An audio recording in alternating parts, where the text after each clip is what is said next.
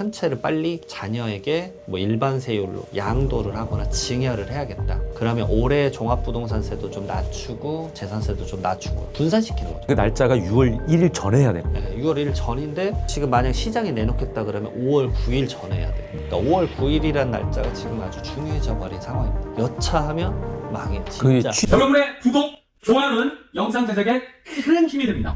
안녕하세요. 네, 안녕하세요. 네, 소개 한번 간단하게 부탁드려요. 네, 안녕하세요. 저는 이장원 세무사라고 합니다. 필명은 이제 두꺼비 세무사 쓰고 있고요. 작게는 뭐 직장인분들 약간 연말정산, 자영업자분들의 세금부터 이제 크게는 뭐 500억에서 뭐 1000억대까지 이제 부동산 기반, 뭐 양도상속 증여까지 골고루 이르게 좀 말씀을 드리고 있습니다. 자, 대표님, 요즘 집 살 때 세금이 무서워서 못 사겠다라는 분들이 굉장히 많거든요. 특히 취득세, 중과세 이 기준이 어떻게 되는지 좀 알아야 될 것 같아요. 취득세 중과세가 도입된 지는 오래됐죠. 7년 된 것 같은데 마음대로 주택수를 못 늘리니까 똘똘한 한 채 기조로 계속 가는 거죠. 조정 대상 지역은 첫 번째 주택까지는 일반 매매 취득세 그냥 당연히 내야 되는 가액에 따라서 1%에서 3% 내는 건데 두 번째 주택부터는 너가 감히 주택을 두 개를 이런 마인드예요. 그래서 국민주택 규모는 8.4% 초과되면 9%나 내야 돼요. 이게 상당히 셉니다. 10억짜리면 기존에 뭐 3천만 원 내던 거를 갑자기 내가 9천만 원을 내야 되니까 감당이 안 돼. 그래서 두 번째 주택은 거의 다 못 삽니다. 근데 이런 경우는 있어요. 아니 내가 이사 가려고 여기 갖고 있다가 새로운 주택 사고 이걸 팔 거야. 아 그래, 그러면 이제 헌법에 있는 거주 이전 자유는 해야 되니까 종전주택 있다가 새로운 주택 취득했으면 종전주택을 3년 이내에 팔면 그러면 중과세율 적용 안 해줄게 라는 게 있긴 해요. 그럼 그건 신고하는 거예요? 그렇게 한다라고? 신고하는 거예요. 그러니까 처음에 취득할 때 체크를 해요. 나 이거 3년 이내에 무조건 팔 거니까 낮은 취득세율로 해줘. 그리고 3년 딱 지났는데 아직까지 못 팔았다. 그러면 때려버려요. 가산세 포함해가지고 이제 그런 것들이 있는 거 좀 참고하시고요. 세 번째 주택부터는 정말 너는 이제 다주택자다라고 해서 아주 과도한 이제 제재가 들어갑니다. 그래서 취득세가 12.4% 아니면 13.4%예요. 그러니까 10억짜리 주택 사는데 1억 3,400이 취득세를 낸다는 거, 와 진짜 부담이 엄청 커요. 취득세는 바로 또 일시불로 지불 안 하면 등기가 안 되잖아요. 물론 카드도 있고 하긴 한데 그 카드 수수료가 또 엄청나요. 네, 그러니까 마냥 공짜는 아니죠. 어쨌든 이 취득에 대해서 제재를 묶어버리니까 뭐 한편으로는 이것 때문에 똘똘한 한 채 기조가 세져서 강남 3구랑 용산의 부동산 가격이 뭐 치솟았다 뭐 라는 얘기도 있어요. 이게 역학관계가 어떻게 되는지 모르겠지만 상당 부분 영향이 있는 것 같아요. 박근혜 정권에서는 주택 좀 많이 사라 그랬어요. 맞아요. 사실은. 장려했죠. 네, 기억나실 거예요. 그래서 막 여러 채 사셨던 분들이 갑자기 이제 가격이 올라가니까 약간 적이 돼버린 느낌이기는 한데 어쨌든 주택수 이제 마냥 못 늘리니까 그러면 하나 옥석을 가려서 내가 지내야지라고 생각해서 거기 주택을 취득을 하는 기조로 바뀌어버린 거예요. 그러니까 취득세 때문에 마냥 주택수를 늘리는 건 이제 거의 불가능하다. 그리고 이제 나는 등기를 안 친 분양권뿐이라서 기록상으로 보면 주택수가 0인 거잖아요. 이런 분들 같은 경우에는 안전한 거예요? 아니면 이것도 위험한 상황이 될 수 있는 건가요? 완전 위험하죠. 완전 위험합니다. 왜냐면은 주택에 포함은 안 되지만 다른 주택을 살 때 얘를 주택수로 카운팅을 해요. 그러면 내가 분양권이 100개 있었고 나는 첫 번째 주택을 이번에 취득을 해. 그래서 나는 당연히 중과세가 아니라 일반 취득세를 낼 거야 라고 생각을 하셨을 수도 있는데 101채 취득이기 때문에 취득세 중과세가 나와요. 그래서 12.4% 아니면 13.4%가 나옵니다. 물론 이제 2021년 이전의 분양권은 그걸 빼주는 게 있긴 한데 사실 지금 벌써 5년이나 지나서 새로운 신축 아파트가 이미 다 완공이 됐기 때문에 요즘 취득하는 분양권은 다 주택수에 카운팅이 돼요. 그러니까 분양권은 이제 잘 컨트롤 하셔야죠. 생각을 잘 하셔야 돼요. 아까도 말씀하셨지만 취득세가 부담이 되는 경우가 이제 있어서 취득세를 지금 당장 안 내고 좀 미뤘다가 나중에 내가 이제 이 집을 팔게 될 때 내면 안 될까? 이렇게 생각하는 분들도 계신데 이거는 불가능합니까? 네, 불가능해요. 아까 말씀드렸던 그 일시적 1세대 2주택 때만 좀 체크해서 딜레이 시키는 거 가능하지 취득세 내지 않으면 등기소에서 등기를 허락하지 않습니다. 말 그대로 취득세 내고 취득세 완납증명서라는 걸 가져가요. 가져가서 딱 제출해야지. 만약 안 갖고 오면 뭐 하세요?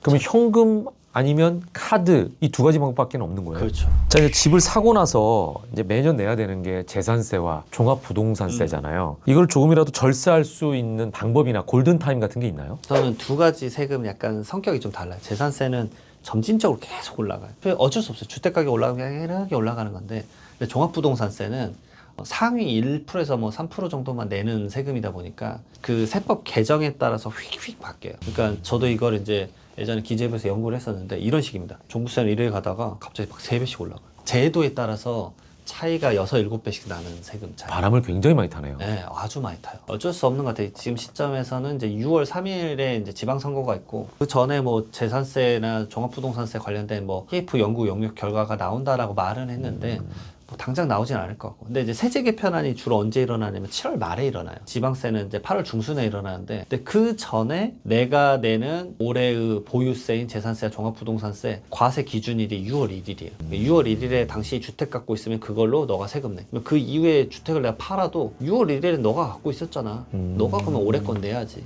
이렇게 되거든요. 그래서 지금 5월 9일자로 양도세 중과세 유예 그거랑 맞물려서 주택이 뭐 3개 정도 있으신 분들은 한 채를 빨리 자녀에게 뭐 일반 세율로 양도를 하거나 증여를 해야겠다. 그러면 올해 종합부동산세도 좀 낮추고 재산세도 좀 낮추고 분산시키는 거죠. 그 날짜가 6월 1일 전에 해야 되는 거예요. 네, 6월 1일 전인데 지금 만약 시장이 내놓겠다 그러면 5월 9일 전에 해야 돼요. 왜냐면 5월 9일 전에 매수자가 토지 맞고 계약서 쓰고 계약금 입금까지 받아야지만 당신을 중과세에서 빼줄게라고 하고 있어요. 그러니까 5월 9일이라는 날짜가 지금 아주 중요해져 버린 상황입니다. 5월 9일을 기억해야겠네요. 네, 근데 만약에 부동산 거래를 한다. 사실 부동산 거래라는 게 아주 호흡이 긴 거지 않습니까? 그렇죠. 그러니까 거의 제가 봤을 때는 4월 초중까지 거래 못 합니다. 왜냐면 토거제가 15일 걸려요. 토지거래 허가를 받는 것 자체도 오래 걸리기 때문에 여러 가지 역학관계를 고려해야 돼요. 자, 요즘 그리고 종부세는 1주택자라면 크게 걱정 안 해도 된다는 말이 있는데 이건 사실이에요? 웬만한 분들은 사실 1주택자면 종부세가 거의 안 나옵니다. 그리고 나와도 뭐 100만 원 미만이실 때가 많고요. 그리고 이제 세법이 혹시나 종합부동산세가 개정이 되더라도 1주택자에게 그렇게 과도한 이제 제재가 들어가진 않을 거예요. 오히려 좀 걱정하셔야 되는 분들은 이제 3주택 이상자분들. 이분들은 이제 과도하게 올라갈 수가 있어요.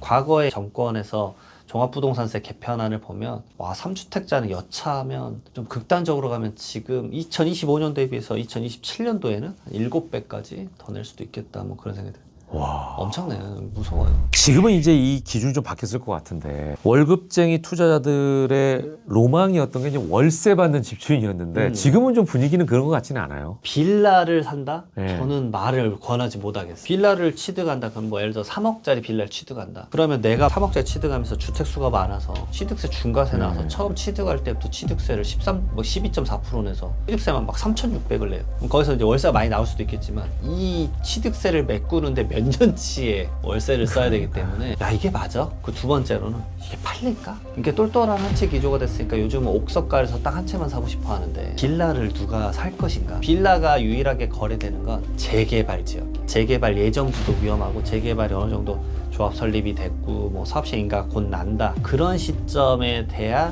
저 빌라가 미래의 가치를 나에게 좀 주겠구나라고 생각하는 건데 재개발 재건축도 지금 그 정도 상황이면 뭐 15년 걸리기 때문에 마음을 내려놔야죠. 그럼 지금의 정부 기조나 여러 가지 세금적인 부분에 있어서 월세 받는 집주인이라는 개념은 버려야 되는 시대가 됐네요. 아, 좀 힘든 것 같아요. 네. 만약에 월세를 받는 거다라고 하면 이제 이게 다가구처럼 해서 10가구 이상 있는 분들은 어느 정도 수익을 좀 벌 수 있겠지만 그게 아니면 좀 힘들 것 같아요. 오히려 월세 개념이 반대로 가는 건 뭐냐면 월급쟁이 분들이 월세를 받겠다는 개념이 아니라 전세가 이제 종말로 치닫을 겁니다. 예. 왜냐면 전세 자금 대출이나 이런 것도 안 되니까. 그러면 그걸 가지고 있는 집주인분들은 아까 말했던 재산세랑 종합부동산세를 내야 되잖아요.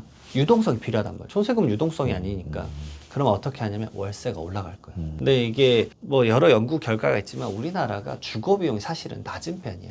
그러니까 많은 분들이 생각을 하세요. 월세가 올라가봤자 얼마나 올라가냐 생각하시는데 여러분들이 알고 있는 다양한 예전의 미드나 이런 데 보면요. 거기서 자취를 친구들이랑 같이 동거를 하잖아요. 그래서 그걸 아주 멋지게 보여줘요. 그래서 저런 에피소드도 펼쳐지고 재밌나 보다 이런 개념으로 해서 그걸 아주 라이트하게 보는데 그건 뭐냐면요. 뉴욕이나 뭐 보스턴이나 이런 데서 말 그대로 임대 비용이 너무 높기 때문에 서로 방 하나를 쪼개서 몇씩 내가지고 모아서 사는 게 다른 나라는 이미 일반화된 거예요. 원룸에서 그 생활을 한다 생각해야 돼요. 그러니까 원룸 비용이 아주 올라갈 거니까 투룸이 올라간다? 야 그럼 나 누구랑 같이 살아야 되네? 룸메가 생기기 시작해요. 그게 이제 일반화 될 겁니다. 주거 환경 자체에 새로운 패러다임이 생길 수도 있겠다 이런 생각이 드네요. 저도 아직은 이제 30대 후반이지만 와 지금 20, 30대 분들은 이제는 룸메 생기는 건 기본이겠구나. 양도세는 비과세 요건만 갖추면 영원도 가능하잖아요. 맞습니다. 근데 중과세에 걸리면 수익의 절반 이상을 내야 되는 경우도 있다고 들었어요. 그러면 가장 많이 실수하는 비과세 요건을 좀 짚어주시면 도움이 될 것 같아요. 우선은 극단적으로 한번 말씀드려볼게요. 제가 압구정 현대 양도차익 110억 난건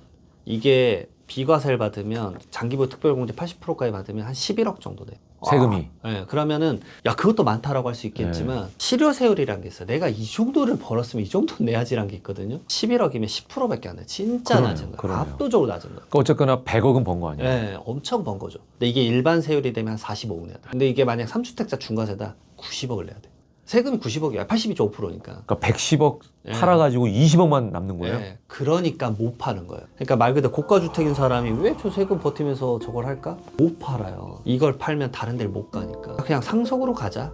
진짜 그래 결정해버리는 거예요. 이런 식으로 갈 수밖에 없는 상황이 도래하는 거고. 그래서 이제 양도소득세 쪽에서 가장 많이 실수하는 게 뭐냐면 조정 대상 지역과 비조정 대상 지역 용어를 꼭 명확하게 구분하셔야 돼요. 내가 주택이 하나 있는데 조정과 비조정을 모른다? 그러면 그분은 주택을 갖고 있는 게 아니에요. 어쨌든 조정 대상 지역 내에 내가 주택을 취득을 했었다. 비과세 요건이 거주자가 2년 이상 보유했었을 때인데 조정 대상 지역에 취득을 하면 2년 거주까지 해야 돼요. 그러니까 내가 거기서 살아야 돼요. 2년간 안 살았다 그러면 본인은 비과세를 못 받는 거예요. 그러니까 당연히 나 주택 하나고 10년간 갖고 있었어. 당연히 난 비과세지. 이렇게 생각하실 수도 있는데 혹시나 본인이 취득한 시점이 조정 대상 지역이었다 그러면은 2년 거주까지 해야 돼요. 이게 왜 그러냐면 조정 대상 지역은 예전에 2017년 파리 대책부터 설정이 됐다가 해제됐다 해제됐다 계속 그래요. 헷갈리네요. 헷갈려요. 요걸 꼭 살펴봐야 돼요. 여차하면 망해요. 그게 진짜. 취득 시점이에요? 취득 시점이에요. 그러니까 판매 시점에 예를 들어서 비조정이다. 그러면은 아니 나는 조정 대상 지역 아니니까 2년 거주 안 해도 되는 거 아니야? 이게 가장 큰 실수. 그 당시에 조정 지역이었는지 비조정 지역이었는지를 뭘 봐야지 알 거 아니에요. 검색을 하면 웬만하면 다 나와요. 그게 국토교통부에 전부 다 고시가 되어 있습니다. 과거 흐름도 다 고시되어 있기 때문에. 그래서 제가 좀 권해드리는 게 비과세 판단은 이제 정말 위험하다. 그러니까 제발 계약서 쓰기 전에 이런 것들을 잘하는 세무사님과 먼저 상담을 제발 받아요. 한 명만 받지 마시고요. 기본 3명이에요. 아니 생각해보세요. 20억짜리인데 무슨 그렇죠. 2만 원짜리 물건 사는 것도 아니고 네. 20억짜리 파는데 아무 생각 없이 그 돈 아까워하면 안 되고 두 번째로는 일시적 1세대 2주택 그런 상황에서 내가 다음 주택 취득하고 1년 이후에 취득하고 3년 이내에 팔아야 되는데 뭐 이런 요건들 뭐 동거 봉양 합가다, 혼인 합가다, 상속 받았었다. 그럼 주택수에 빠지나 안 빠지나? 거의 다 3주택일 때도 비과세 나오는 경우가 있어요. 근데 이거는 꼭 말씀드리고 싶은 게 제 케이스였어요. 예전에 잘못 팔고 오셔서 저한테 오신 케이스인데 일시적 1세대 2주택이면서 상속을 받으면 주택수에서 빼줘서 3개의 주택이어도 내가 비과세 받을 수가 있어요.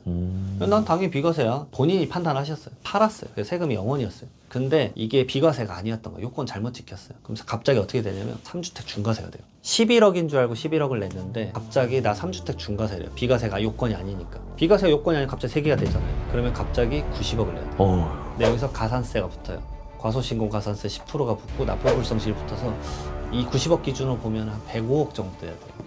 그러니까 110억 벌어서 105억 낸다? 이 말도 터무니없겠지만 이분이 7억에 취득해서 15억에 파셨거든요. 8억이었는데 가산세랑 이것저것 붙어서 7억 천 냈어요. 9천 남았네. 예, 돌아버려요 진짜. 이야. 그러니까 중과세가 살인적인 세금이에요. 그러니까 이제 일시적 2주택 비과세를 노렸는데 본인의 의지와는 상관없이 집이 안 팔려서 못 파는 경우도 있잖아요. 많습니다. 그럼 이대로 세금 폭탄을 맞아야 되는 거예요? 이게 말 그대로 이제 갈아타기라고 하는 건데 그러니까 종전주택 비과세 요건 마치고 1년 이후에 상급지로 가고 그 다음에 3년 이내 팔고 또 이렇게 계속 가서 이제 본인이 좀 더 좋은 거주지를 재산 위한 가치를 좀 늘리는 거죠. 그렇죠. 지금. 거주지와 욕망을 이제 표출하는 건데 근데 요즘은 똘똘한 채 기조가 세지다 보니까 웬만한 입지 아니면 야 저거 사봤자 안 팔릴 거야. 그 매수자 관점에서도 10년간 부동산 가액을 볼 거잖아요. 야 10년간 1억도 안 올랐어. 안 사버리는 거야. 그럼 이게 약간 애물단지가 돼버리는 거죠. 근데 내가 이걸 지금 팔아야지만 뭐 비과세를 받는데 중과세가 딱 시작되면 갑자기 이게 비과세가 아니라 2주택 중과세가 되니까 세금이 몇 억이 확 올라가 버리죠. 그런 상황에는 어쩔 수 없지만 이런 경우가 많아요. 자녀에게 그러면 이걸 증여를 하거나 자녀에게 싸게 파는 거예요. 비과세를 활용하고 자녀에게 이번 참에 주택 하나 몰아주고 너가 이거 추후에 비과세 만들어서 팔아라. 그런 관점도 고려해봐. 아, 방법이 딱 하나 있는 거네요. 어떻게 보면. 어찌 보면 딱 하나 있어요. 그럼. 아니면 아예 금매밖에 없죠.